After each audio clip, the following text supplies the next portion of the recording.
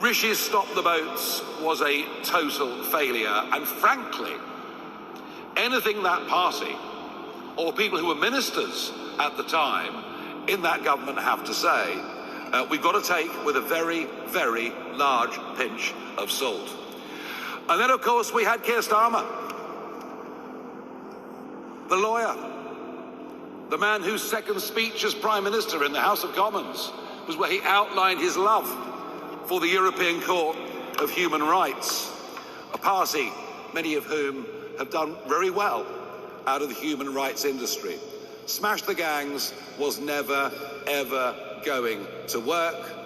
And even as we speak, despite the £800 million we've given the French, even as we speak, there are French naval vessels escorting these boats across to a 12-mile line where they'll be picked up by Border Force or our volunteers for the RNLI if it's a busy day and Border Force simply can't cope.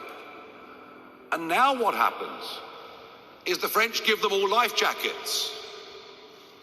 And when they're picked up by Border Force give the life jackets back to the French so they can reuse them on the next journey. I mean, we're literally witnessing two governments colluding in their support of criminal activity.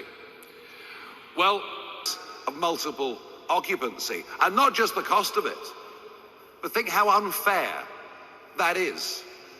Unfair to the 1.3 million British people currently on the social housing list. Unfair to those who have legally made their way into the United Kingdom. It's unfair. And the cost, frankly, is eye-watering. Official figures show the whole thing costs about £7 billion a year, but that doesn't account for the massive scale of operations in the English Channel every day. It doesn't account for the amount of police time and court time that is taken up with crimes that are committed by those who frankly shouldn't be here and have come illegally. Our proposals